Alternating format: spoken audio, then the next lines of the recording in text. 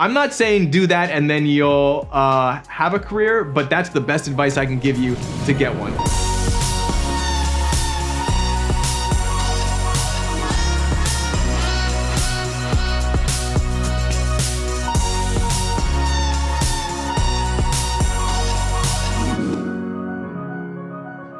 What's up everybody, Cole Walliser here, and today we're talking about how to get you started in your filmmaking career. Nobody's gonna hire you because you own a camera. You need to have work to show them to let them know that you're good at using that camera. But what are you gonna shoot? What work are you gonna show? Here's 3 ways to get the ball rolling and your career going as you break into a filmmaking career. So my advice on this video comes all from personal experience. I'm gonna show you a bunch of videos that I started with early in my career that lived on my directing reel. In fact, I think I could probably link my old directing reel, which has all this stuff on it, because this truly was the start of my career. I was in this exact same position.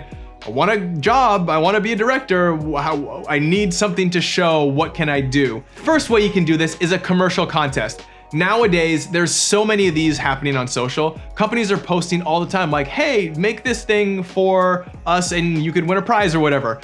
Those are fantastic to do. If you're earlier in your career, do all of them. There was no social back then, so like I must have heard it on the radio, I guess. And we did a 30-second commercial promoting the station itself.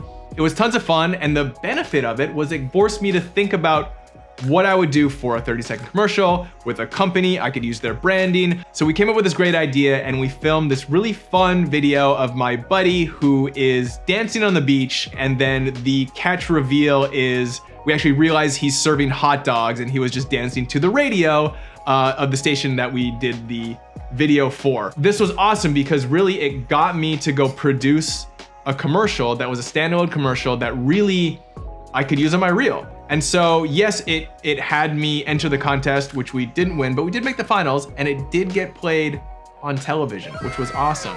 There's a bunch of arguments that these companies are taking advantage of creators by doing these contests, which I agree with a little bit, but also if you're starting, this is a great opportunity. So for those people starting, do all of these. If you're very established in your career, consider them. Maybe do them, maybe don't do them. Pick and choose. A commercial contest is a fantastic way to format a piece of work that then you can take and show any other client that you want to try to get your awesome work.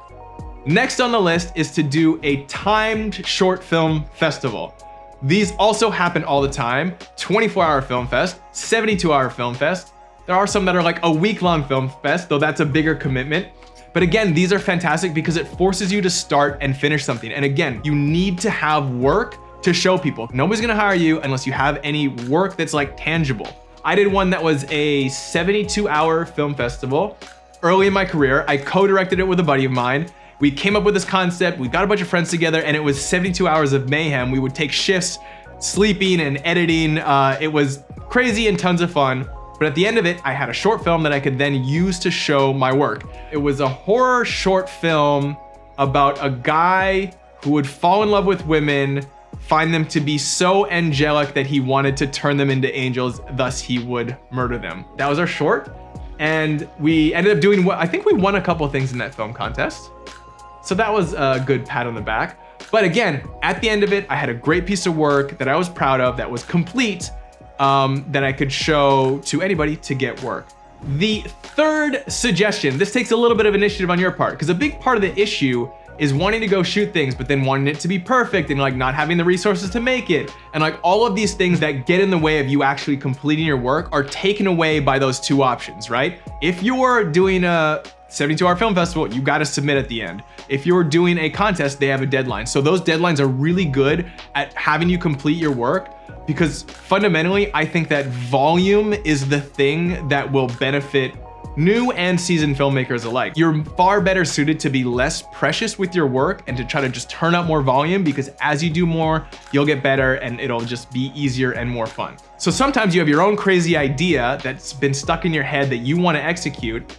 And so my tip is A, go execute it, but have it be a finite thing that you can accomplish. So I had this idea to shoot a dance music video where the motion was in reverse, but the story progressed chronologically, kind of like Coldplay Scientist or Far Side the Drop, where this cool motion is in reverse, but I wanted to do it with dance. And so I pitched my buddy Luigi this idea, and we figured out how to make the story happen narratively forward, how to shoot it backwards. It was kind of like a mind fuck, but it was a cool concept that we executed. So, and I think I actually rented a camera. I rented a camera for this because I wanted the footage to look great. Because I knew I had the idea. I did a basic test and I was like, all right, let's go shoot this. We picked a song, Dare by the Gorillaz. We created this little storyline and we just ran out and we shot it. It was super straightforward because it was just me and, well, it ended up being 2 friends, but mostly just me and my buddy, and we ran around LA and we shot this video.